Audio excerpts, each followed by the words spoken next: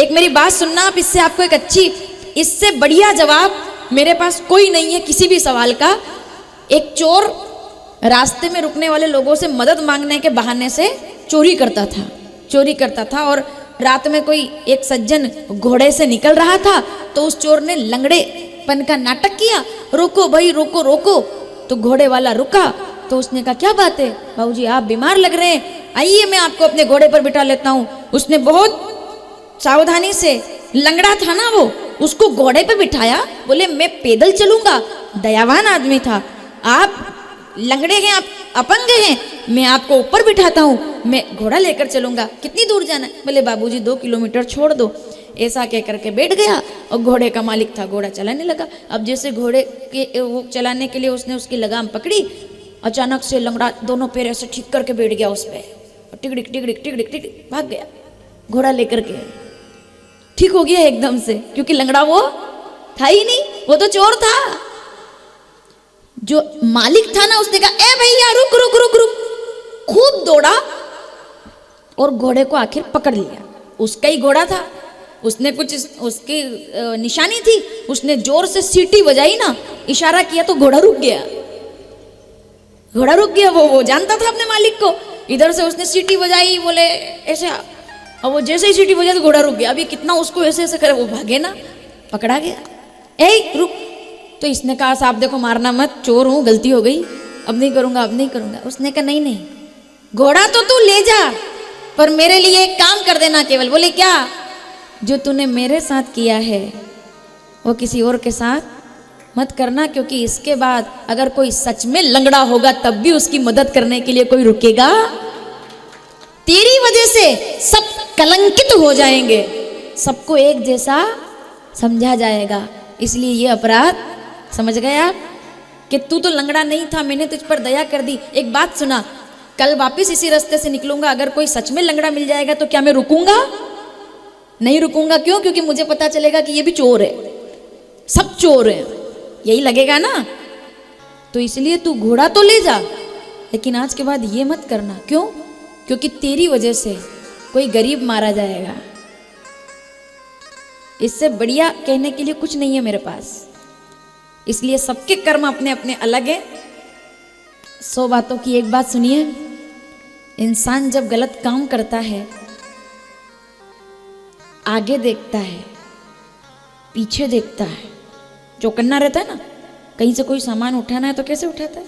सोच लो, घड़ी है, अच्छी लगी यहां से उठानी है, कैसे? एकदम उठाएगा? नहीं, देखेगा, किधर किधर देखेगा, आगे पीछे दाएं बाएं। पर वो एक गलती कर जाता है, क्या? सब तरफ देखता है, कोई नहीं है, लेकिन ऊपर देखना भूल जाता है। बिना प्रमाण के नहीं बोल रही हूं मैं ये बात। श्रीमद् भगवत गीता महाराज जी 2 अध्याय 47वां श्लोक, कर्मण्ये, कर्मयोग, कर्मयोग, कर्मयोग सु कौशल। रामचरितमानस अयोध्या कांड 218 दोहा दूसरी चौपाई, कर्म प्रधान और जो जस करई सो। तो कहां से फल देगा भगवान? ना दाएं से ना बाएं से, इधर उधर तो कोई नहीं देख रहा, लेकिन वो जो सीसीटीवी है, इस गलत फहमी में ना रहे कि कोई नहीं देख रहा। अभी कैलाश मठ में आप घूमोगे, सब हमको दिखता है, क्योंकि कैमरा है, सब हमको दिखता है कौन क्या कर रहा है ना? कौन कितनी बजे जा रहा है, कौन कितनी बजे आ रहा है, सब दिखता है।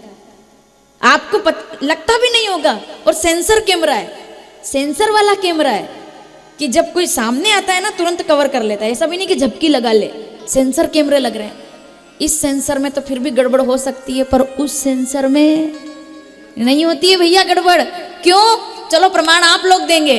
अगर उस सेंसर में, और सबसे बड़ी बात, यहाँ तो फिर भी आप किसी और किसी जगह गए तो कैमरे में सेटिंग करवा सकते हो कि हमारा रिकॉर्ड मत करना, लेकिन उसके कैमरे में कभी कटिंग, वो तो सब बराबर कवर करता है। अगर वहां पर घपला और घोटाला रिश्वत चलती, नाम बताना जरा, तो अयोध्या के चक्रवर्ती सम्राट, जिनको किसी ने नहीं देखा था, मैं नाम भूल गई, आप मुझे याद दिलाएंगे और जब पूछूं तब बताना। जिसको किसी ने नहीं देखा था, केवल वो जानते थे कि हाँ तीर चला था और किसी ब्राह्मण के दिल में लगा था। ये गवाही देने वाला और कोई नहीं था, कोई नहीं था। लेकिन वो पति अपनी पत्नी का हाथ पकड़ के कहता है, गजब का प्रसंग है। रामचरितमानस अयोध्या कांड 37वें दोहे की बात की सब चौपाई पढ़ो आप। तोर कलंक मोर पछताओ, मिटेगा नहीं कभी। किसकी बात कर रही हूं सुनना। हाथ पकड़ा कौशल्या का। कौशल्या, राम गया, हाँ स्वामी आपने रघुकुल रीति, राम गए, जाना ही था। क्यों? क्योंकि कर्म का फल तो सबको। कौशल्या, मुझे मेरा कर्म याद आ गया। आहा दशरथ, मुझे अब इस हंसते खेलते परिवार में आग क्यों लग गई जानती हो? सब अच्छा था तो अचानक से क्या बदल गया जानती हो? बोले नहीं, 2 अंधे बूढ़े माँ बाप कह करके गए थे।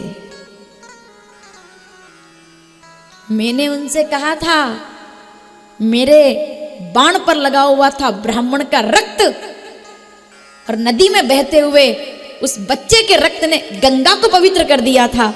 क्योंकि जब मेरा बाण उसको लगा तो मैंने उसको उठा करके कहा, बेटा मुझसे गलती है। ब्राह्मण दुनिया में जो किसी से नहीं डरा, वो राजा दशरथ जनेऊ को देखकर डर गए, क्योंकि ये ब्राह्मण है और मेरा रघुवंश का बाण इसको लगा है। पैर कांप गए उनके। उनने कहा, मैं कैसे भी तुमको जिंदा रखना चाहता हूँ, मुझ पर कलंक लग जाएगा, बताओ तुम्हारे लिए क्या करूं। उस बच्चे ने कहा, ये मेरी आखिरी इच्छा है, मुझे इलाज ना कराओ, मेरे माँ बाप को पानी पिलाओ, वहां जाओ, वहां जाकर पानी पिलाओ। क्या बात है। और वो कहकर के आंख बंद कर लेता है। बोले मैं तो मर रहा हूं, और आंखों में आंसू आ गए 16 साल के बच्चे के। 16 साल के उस लड़के की आंखों में आंसू आए तो दशरथ जी ने कहा, मैं जान समझ सकता हूं तुम मरने से डर रहे होंगे। बोले राजा, परशुराम के वंशज हैं हम मरने से डरेंगे? मरने से नहीं डर रहा, फिर मैं तो ये सोच के डर रहा हूं कि अब मेरे माँ बाप का क्या होगा। वो अंधे हैं, उनका कोई नहीं है, मैं मर जाऊंगा, उनको कोई पानी नहीं पिलाने वाला है, तो आप मेरे लिए इतना करें, उनको पानी पिला दे और जो भी हो सकता है। तो राजा दशरथ उनको पानी पिलाने गए।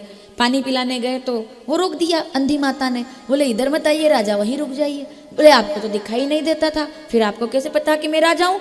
तो वो अंधी माता उस बेटे की कहती है कि दिखाई नहीं देता, सुनाई सब देता है, समझ सब आता है। तुम्हारे महंगे जूते, इनकी आवाज़ मुझे सुनाई दे रही है, तुम्हारे वक्षस्थल पर मोती टकरा रहे हैं, लग रहा है कि तुम कोई राजा हो। अंधे देख नहीं सकते पर बहुत तेज सुनते हैं। ये मोती टकरा रहे हैं, ये आवाज, और तुम्हारे सिर पर जो मुकुट लगा है उसकी झलकन छू रही है मुकुट को, सोने की टंकार सुनाई दे रही है। और सबसे बड़ी बात, तुम्हारे हाथ में जल का पात्र है, तुम पानी लाए हो ना? और अगर जल लाए हो तो जरूरत नहीं, क्योंकि तुम जल लाए हो इसका मतलब ये है कि हमारा बेटा अब दुनिया में नहीं है, वरना किसी और को हमें पानी पिलाने की जरूरत। बेटे के होते हुए माँ बाप को अगर कोई और पानी पिलाए, ये बेटे के लिए डूब मरने वाली बात है। बेटे के होते हुए माँ बाप को कोई और पानी पिलाए ना, ये माँ बाप के लिए दुख की बात थोड़ी है। इनका तो निकल गया टाइम, भविष्य आपका आने वाला है। अब आपके लिए सोचने वाली बात है, जो इनके साथ हुआ है वो तुम्हारे साथ भी। बूढ़े लोगों की सेवा इसलिए मत करना कि उनको सुख मिलेगा, बूढ़े लोगों की सेवा इसलिए करना क्योंकि उनकी सेवा करोगे तो तुमको भी वही सुख मिलेगा।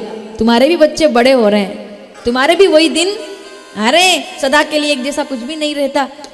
उन्होंने कहा हमें आप पानी पिलाएंगे? नहीं, हम तो जा रहे हैं। तो राजा दशरथ ने देखा मर रहे हैं वो दोनों, तो मरने वाले। अब देखिए आप, श्राप नहीं दिया साहब, श्राप यहाँ पर श्राप की बात ऐसा नहीं है कि श्राप, ब्राह्मण दयालु होता है, ब्राह्मण श्राप नहीं दिया। उन्होंने कहा राजा दशरथ ने, राजा दशरथ कहते हैं कि मैं आपका दर्द समझ सकता हूं। क्या बोले? मैं आपका दर्द समझ सकता हूं। तो जाते जाते उन्होंने केवल ना श्राप नहीं दिया, भविष्यवाणी की है कि नहीं राजा, तुम गलत बोल रहे हो, तुम मेरा दर्द नहीं समझ सकते। बोले नहीं नहीं मैं आपका दर्द समझ सकता। बोले आज समझोगे पर आज नहीं समझोगे। बोले फिर कब? जब तुम्हारे साथ होगा। आज हम जैसे, अब इसको श्राप ना समझे आप, भविष्यवाणी है।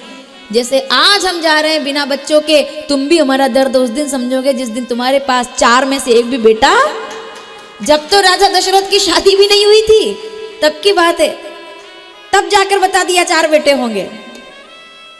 ब्राह्मण है वो, शिखा जिसकी धरोहर है, तिलक से जो अलंकृत है, चमकता भाल दिनकर सा, जो सब अपराधों से वंचित है, जो शंभु सा विनाशी है, जो विष्णु सा हृदय कोमल है, जिसमें सार ब्रह्मा का वो ब्राह्मण सर्व वंदित है।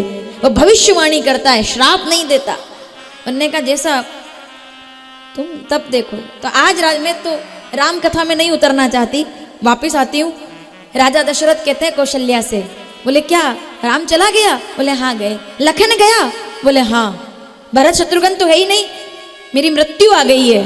क्यों? क्योंकि गंगा के किनारे पर बैठे हुए उस बच्चे को देखकर मैंने सोच लिया था कि मेरे घर बेटा कोई भी आए, लेकिन जब भी आए तो कैसा आना चाहिए? मैं नाम भूल गई, आप मुझे याद दिला दीजिए कि घर घर में बेटा हो तो श्रवण कुमार जैसा होना चाहिए। श्रवण कुमार याद आ गया, कर्म याद आ गए, क्योंकि ऊपर वाला।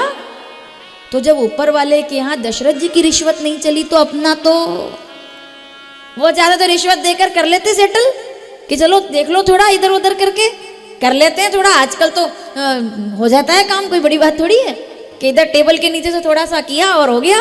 बोले इधर साइन नहीं हो सकते, अरे थोड़ा देखो, अरे थोड़ा समझो, ऐसे करके साइन कंप्लीट। तो वो चाहते तो क्या भगवान के पिताजी होकर के सेटलमेंट नहीं होता? सबसे सेटलमेंट हो सकता है, कर्मों से कभी सेटलमेंट नहीं हो सकता है। कर्म तो घूमकर